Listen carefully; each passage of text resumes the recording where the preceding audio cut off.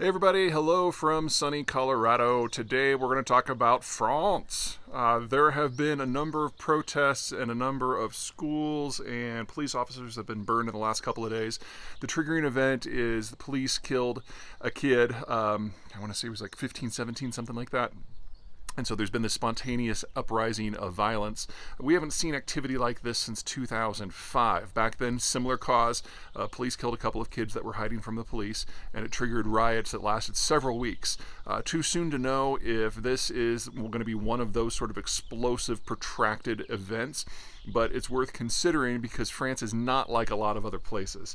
Now, here in the United States, we obviously have a checkered past and a checkered present when it comes to issues of race, and it's part of the conversation all the time. And there are members of a number of minorities that are represented in governments at all levels, especially the national level. We've even had a black president.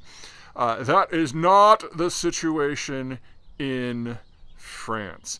In France, they made the decision back after the revolution that ethnic conflict was so extreme that they had to redefine what the term French means. So it didn't matter if you were Catalan or Basque or from Paris or Marseille or Alsatian, it didn't matter. Everyone was French now. And all of the various groups that had been part of a series of civil wars and disturbances in France going back a millennium, all of a sudden were considered all of the same family. And in the modern age, what that means, it's illegal, unconstitutional even, to collect ethnic data on the French population. And if everyone was just Basque or Catalan or French or Alsatian, that might be okay. But that is not the France of today. As part of the colonial legacy, a number of people from their former colonies have moved to the mainland France, metropolitan France, and even have French citizenship. In fact, in some cases, their great-great-grandparents had French citizenship. So these are not people who arrived recently. But because it's illegal, unconstitutional, to collect any sort of racial data, they exist as a sort of second class that is, from the American term, almost undocumented because of the racism that exists in all societies. So in the case of France, they don't even know how big the racial problem is. It's probably about 15% of the population is non-ethnic French, but legally French. And that has institutionalized the racism in a way that we have a really hard time processing here in the United States. In many cases, it's more similar to what they've got in Brazil. You've got an urban center where the ethnic French live that is relatively well off, and then you've got a ring of suburbs that is more akin to slums where most of the non-ethnic French who are still French citizens live. And because the French can't even do the first step of collecting data in order to get a good grip on what the size of the issue is, it's really hard for the government to apportion resources outside of law enforcement.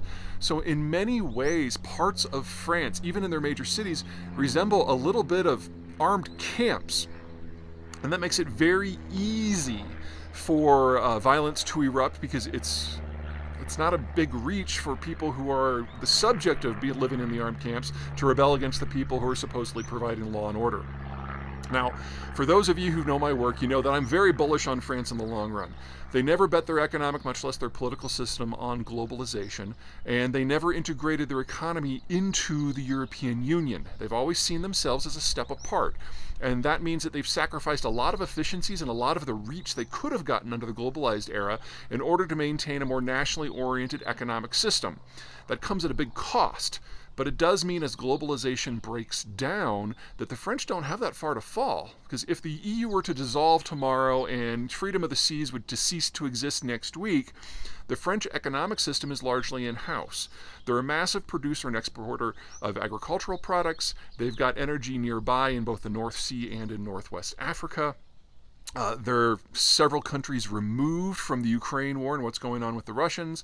And their primary economic competitor is also their primary political partner in the current environment, and that is Germany. And unlike the French, the Germans have gone whole hog on globalization to the point that we're already seeing massive problems there when it comes to exposure to the Chinese systems or the Russian systems or whatever. The French have none of that. And then finally, the French demographic is strong because there's a neonatal sort of policy set that encourages people to have kids in large numbers, giving France the healthiest demographic structure in the world outside of New Zealand. And the United States happens to be third in that regard. among the advanced countries. So all of these things add up to a strong prognosis for the French over the medium to long term. But the racial issue is absolutely France's Achilles heel, and we're seeing that boil up right now. All right, that's it for me. You guys take care.